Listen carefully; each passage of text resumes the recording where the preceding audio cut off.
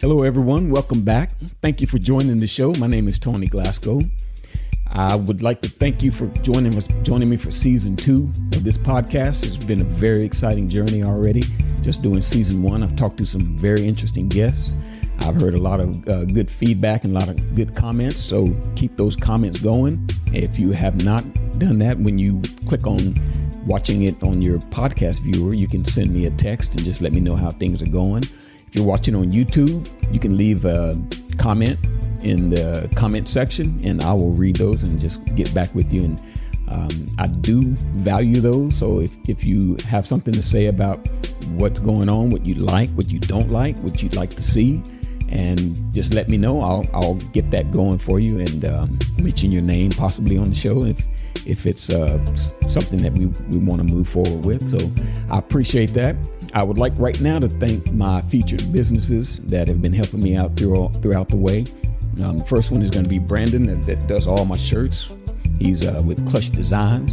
Him and his daughter get things going. They have provided all of the shirts for my show, and I greatly appreciate that. And if you come on my show, you will get a shirt and other gifts. So if you want to be on the show, just let me know. Drop me an email or whatever. But Brandon hooks me up with all the shirts for that, and I appreciate that. He's done a great job. But he also does any type of uniform, printing, design, hats, shirts, complete uniforms, anything that you can come up with, he can help you out with. So check Brandon out. Clutch Designs. Description. The link is going to be in the description. So if you want to check him out, go ahead and do that. The next featured business is Britt's Kicks. He does some wonderful work with the shoes. He puts all kinds of designs, any type of design that you can come up with. He'll put it on a shoe for you. Team names, just anything, cartoon designs. If you check out his Instagram page, it'll show you all the things that he's done, and he shows them beautifully. He shows all of his work and the things that he's done. He's done 3 pair for us, one for my wife, one for myself, and one for my youngest son, and they've all just turned out the best. And he's a great guy. Both of these guys are just great guys, and I know them very well. That's why I trust them to do the things that they do. And I mentioned them on my show just to give them a little props, and they've been helping me along the way as well. So thanks, guys. I appreciate that. In season 2, I want to do some things a little bit different. I want to go to a little bit different avenues. Starting out, I am talking with a softball advisor.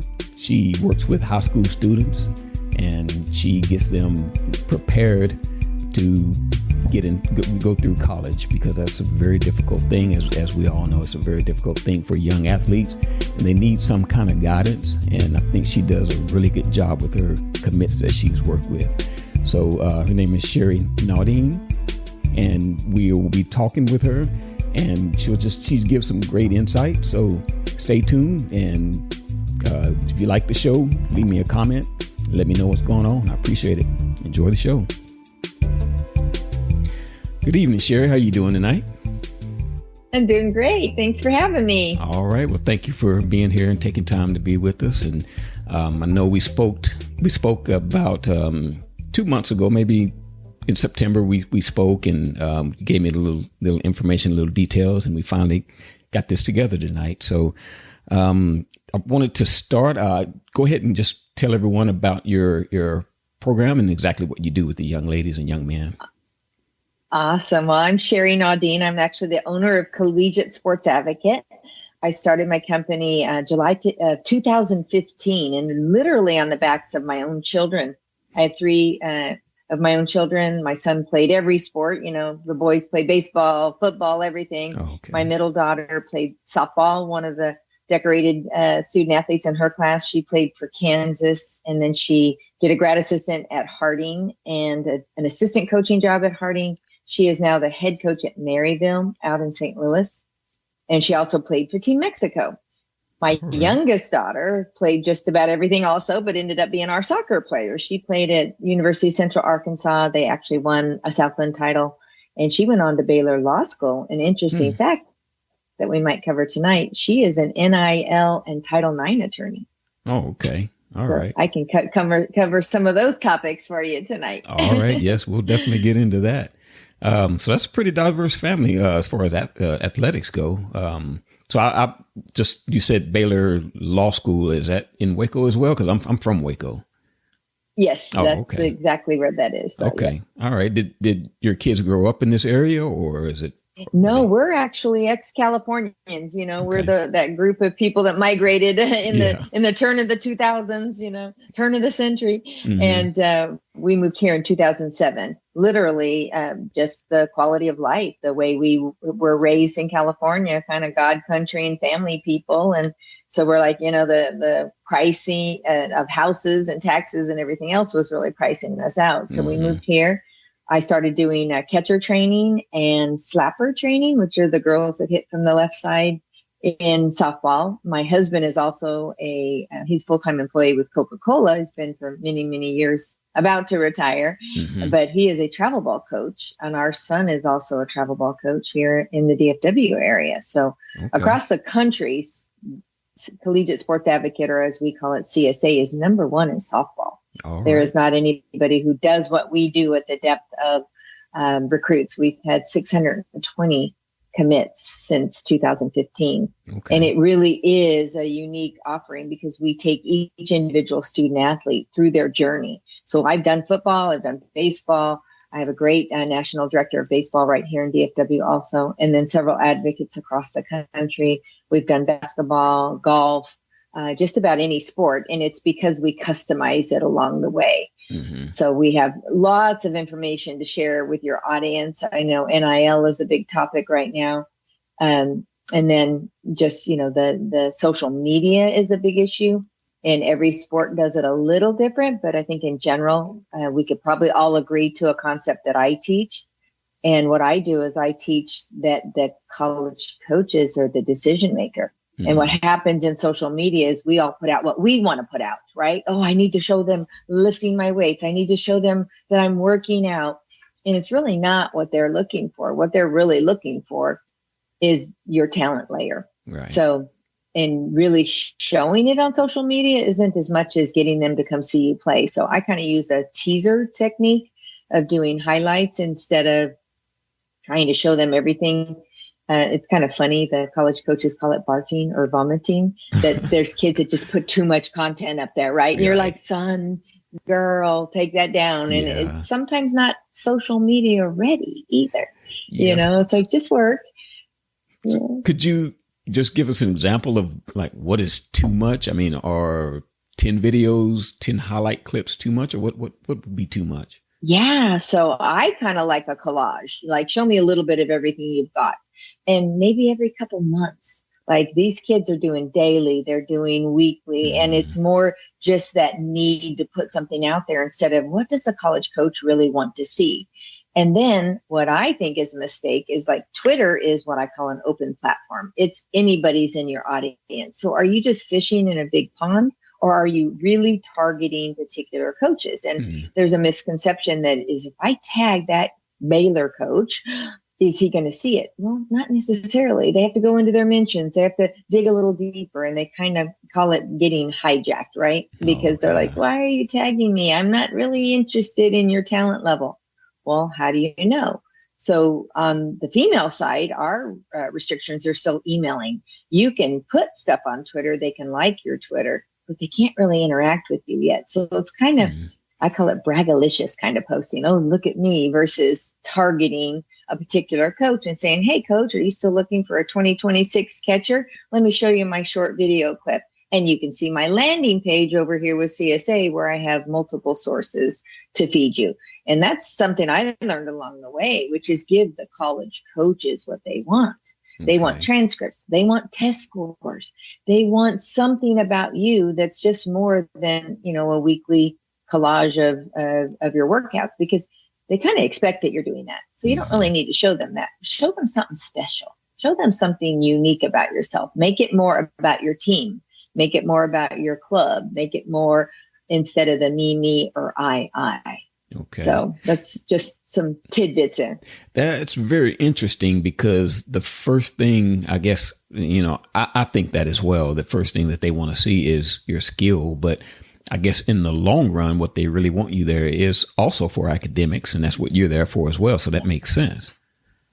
Yes. Yeah. And it's hard nowadays because, you still are trying to get a college education. You're still trying to get recruited, even though you might be getting some NIL money and making money. And, the boys with Major League Baseball and NFL, they have a chance to get out a little sooner. On the female side, even on volleyball and basketball and soccer, the pro payment, the pro career is still not as financially rewarding on the female side. Yeah, so yeah. we still really push the education, and I'm a big believer they can't take it from you. No matter what you do in your future, you still have your college degree, and then you're set to run your own business. I mean, Right. Even if I switch over to NIL a little bit, you have to pay taxes. You have to have an LLC or an S corp. I mean, all of a sudden you're a big kid now. You're not, a teenager anymore with mom and dad using you as a write-off.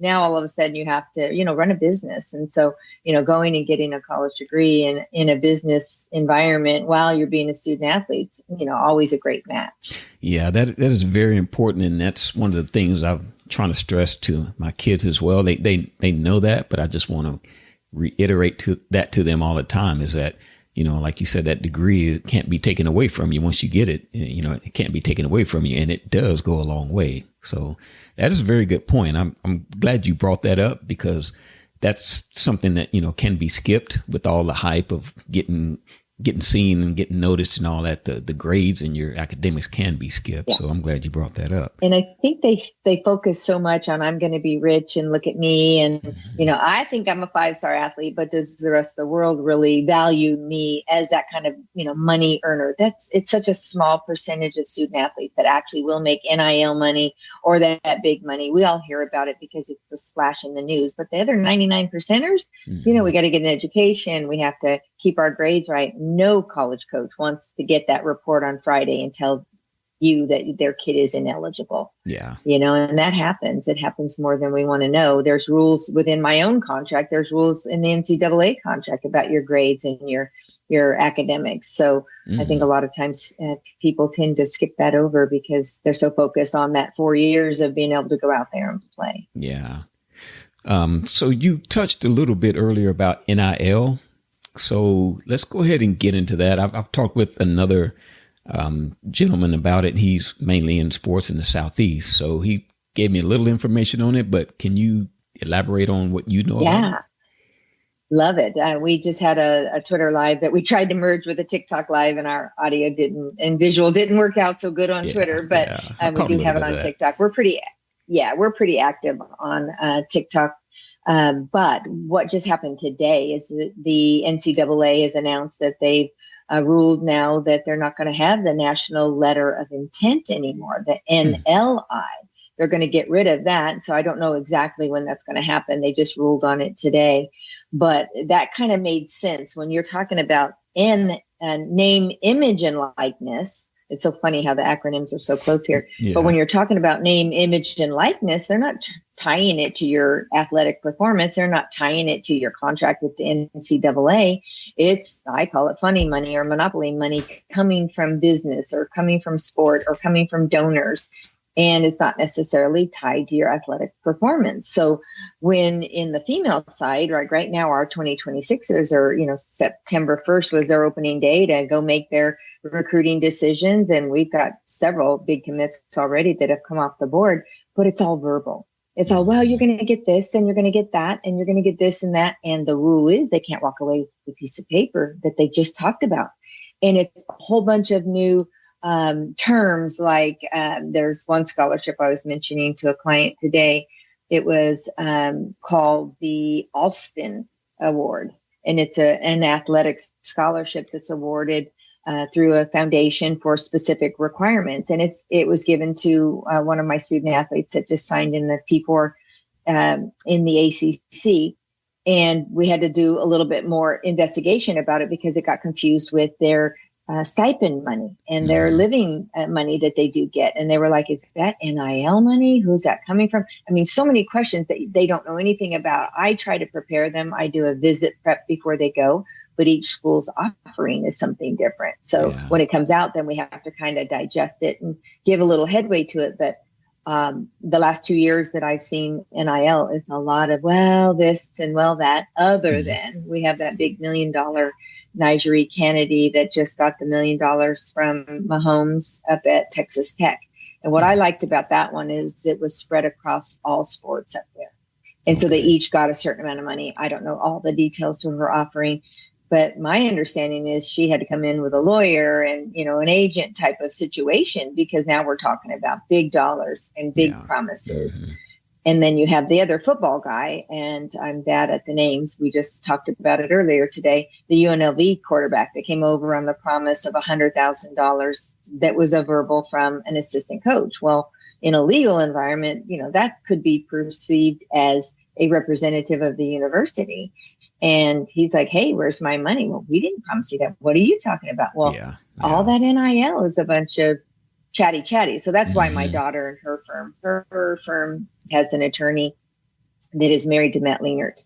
So they started a section of NIL that they focus on. They started that last April, and they're really going after that. And they're also trying to consider what the Title IX effects will be for the females. And, how will this come across? Will it be from the university? And then, Dartmouth just had, their basketball team signed to be employees. That's a whole different level of responsibility and relationship with the university. And, I'm an ex-corporate America person, 28 years. So I'm all about, equal treatment. And when these athletes are in the business now, they are not employees of the university. So if there's an issue, the HR department gets involved with the coaches, but the student athlete has no accountability. They can get up on TikTok and do and say whatever they want. And you see it every year. I was mistreated. My coach was horrible. But investigation, what? You can't investigate after they come to social media and say their piece, because they're not held accountable to a code of conduct in the corporate environment within the human resource department. There might be one, for their team, but it's not addressing playing time and how you handle, discord. I would imagine, and again, it just happened today, so we don't know the effects, and I haven't tested it with any college coaches yet, but I would imagine that now you're going to have to put things in writing. Hey, we're going to make you this offer. 75% comes from here and 25% comes from here. And here's your, I think they're going to have to, I would expect that they're going to detail it out a little bit better and have a little bit more substance behind what it is we're really offering you and how it's going to be sent out, because that's the other thing. Is it coming from athletics? Is it coming from your academics? Is it coming from these awards, this Alston Award? Is it coming from FAFSA? I mean, where is the money actually coming from? And what are the stipulations on each of those funds, right? Yeah. Because that's the misunderstanding when you're 18 years old and you're thinking you're getting a full ride, but oh, my bad, we forgot to tell you about the food card and the parking ticket, and that you need a scooter because you can't drive a car here. I mean, there's just all kinds of things that come up along the way. So is that part of what you do also, is you kind of work as much as you can with the athlete once they're on campus to try to help them figure those things out? Absolutely. Okay. Literally one of the greatest things of my substance is I start with an onboarding call. And then I have a check-in. They have to check in with me every Tuesday. We have a little system that we do. And then, we go through the mass marketing and we try to get as much exposure as possible. Our goal is to get them to see them play. And then, guiding them through what camps to go to, how to spend the money so that they're not just getting, caught in all the gimmicks that go on out there in the sport. And then we do what we call an end of season review and a next season planning. So, when fall is done, or like in football, when football's done, we review it and say, okay, you're going to play spring 7-on-7? Or are you going to, run track and field? I mean, what are you going to do during the spring? And then preparing, I do SMART goals with them twice a year to prepare them for what exactly that they're trying to accomplish. What do you want to run your 40 in? Well, what are you doing to run that 40? Are you working on your own? Well, I'm working with my high school. Well, is your high school working better than everybody else? Or do you need a personal trainer? Just stuff like that to take them to the next level. Okay. And then I also do 30 days of yoga with them in December. And That's then, helpful. That is very helpful. Yep. We do all kinds of arm care and band care for softball and baseball. But the real one is I prep them before they go on visits. I prep them when they get their offers. We actually do a decision grid that I've created over time to help them uncover all of these, what if this happens? What if the coach leaves? What about the portal? I mean, there's another can of worms for us. Yeah. So what is your average age of student that you start with? I tend to like 8th and 9th graders on the female side because they're a little bit more physically mature and a little bit deeper in, and they're usually in a club sport. So softball, volleyball, basketball, soccer. I'm very good at soccer because of my youngest daughter. And they have traditional seasons and it's very club centric, right? They do play high school, but not as much at the elite levels. And then for boys, I tend to take boys football. I like in sophomore year, basketball, sophomore, junior. Track and field runs very late. I've had a couple track and field, so usually they don't come in till usually about their junior year, and they have very traditional seasons, and they're very time centered and metric centered. So it's a little bit easier to find the right fit in a shorter time frame. How are their grades? What's set up today? And then, are they willing to look left and look right and, open up the doors? I always ask for film. I like to see film. Yeah. One of my gifts, I think, is I understand the layers of the sport. I understand the talent level, but the biggest advantage I have is I have a great relationship with college coaches. So and especially on the softball side, I can call a softball coach and say, hey, can you hook me up with your baseball coach? Or, hey, how about your golf coach? And it's a little bit of a friendlier handshake. But one thing that is the best thing I ever did, and I literally prayed upon it and went to sleep when I started my company, is what the heck is an advocate really going to be? And it's really, I decided to stay with them until they graduate college. Never did I dream COVID. Never did I dream the portal. Then junior college became a very popular thing because of COVID and because they weren't able to go out. So I literally had 12 transfers this season. First time ever I've had that many. And it's not something I try to do, but it's what's happening in the sport. And these kids that are out there, I mean, they get cut and then they're like, well, I just go in the portal. Well, there was 2,500 female student athletes in softball alone stuck in the portal. So the portal does, just because you put your name in and you want to shop around doesn't mean you keep your job or you get placed. And there's a lot of misunderstanding about why to go in the portal or not. So I try to have a conversation with them before they select to do that. I said, what are we doing? Why are we doing it? What are you expecting on the outcome? Hey, just because there's a coach change doesn't mean you might have a better coach. I mean, if things aren't going so good and your coach maybe got let go or they found, that it wasn't, for their future, maybe you get some better. But there's a lot of knee-jerk emotional decisions made in sport. I think mostly in baseball and softball. I don't see as much of it on soccer, but definitely you see it in volleyball. It's very contentious for those top spots. I don't know, honestly, all of my children played sport. I don't know how somebody would go through it today unless you're in the business of sport. Now, your clinicians, your coaches, everybody's hands are on deck, man. Everybody wants to be part of the finish, part of the joy of signing day. But we're the people that get in the trenches with them and really help them get themselves packaged up and getting things right and getting that feedback early enough from coaches, because we're all not going to our school of our choice, right? Yeah. That's a big message for the parents. We don't necessarily get to pick our school of choice. In 10 years, almost 1,200 student athletes, I've had maybe 2 that not only are studying the degree they thought they were going to study, but actually, picked their school and was in with it from the get-go. And one was just recently a Baylor commit. Yeah. She was very committed to that for 2 years now. She shopped around a little bit, but man, number one, that was it. And she was their number one. And that's the first time I've seen that in 10 years. Wow. So it's very rare to do that. I kind of call it a soda machine. You don't get to push the Diet Coke button and have the Diet Coke fall out. Yeah. You usually get a can that explodes and then you go, oh my God, there's no more Diet Coke. Now what am I going to choose? Right.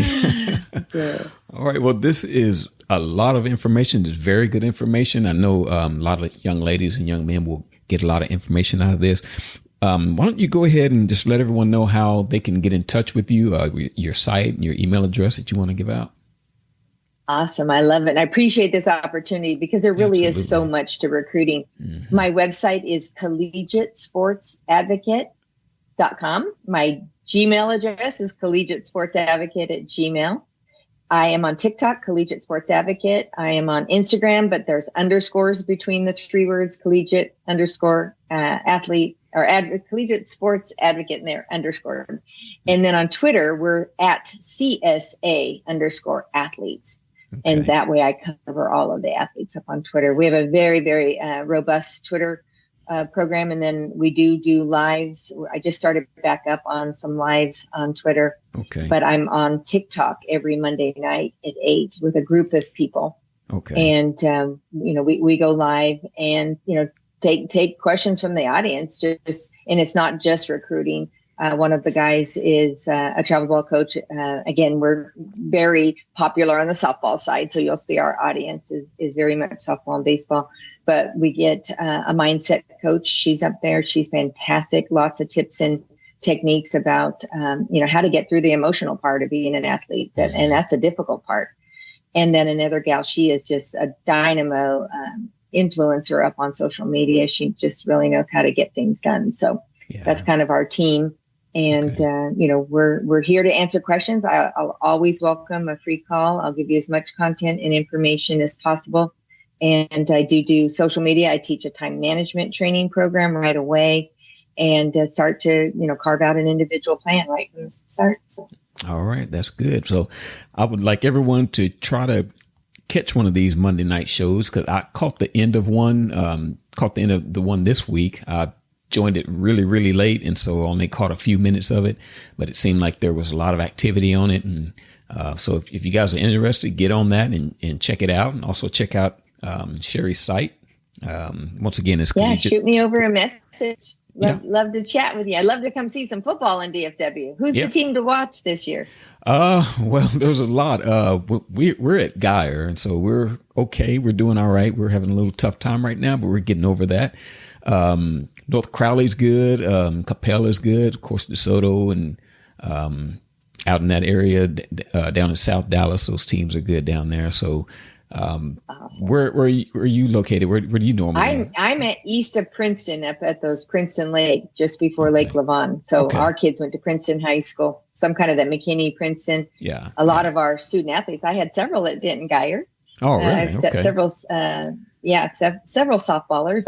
Aubriella Martinez, she just graduated. She's headed to Creighton. All right. And I have Lauren Jones. She went up to Howard University. So. Oh, all right. She's quite the superstar, and I'm sure I'm missing somebody else because they're all over. But I literally have 620 committed and almost 1,200 kids nationwide. So. Okay, well, those are great numbers, and hopefully we can pump those numbers up for you and get you some more clients and more commit. So once again, I thank you for coming on, and maybe a couple months we'll get you going, get you on the show again when softball season comes around, maybe in the spring. Love it. Yeah. Happy to answer questions and give you insight. All right. Thanks a lot, Cheri. You have a good night. Thank you. Have a good night. All right. All right. Welcome back. Thank you. That was a wonderful show. Thank you, Cheri, for all the information that you've given us. And we'll definitely take that on further with the people that need it. I appreciate that. Thank you for coming on, and we wish you much success in the future. If you like the show, leave me a comment, subscribe on YouTube, subscribe in the podcast viewer or podcast listener that you listen to. And I'll tell you this, one person that donates the minimum amount can provide for 3 months of shows.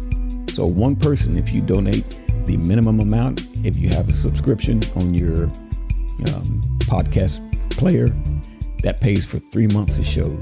So that's very helpful. The minimum amount you can do is very, very helpful to me, and I appreciate it. So if you can do that, you can. If not, just keep listening, give me support, drop me some comments and let me know what's going on. I appreciate it.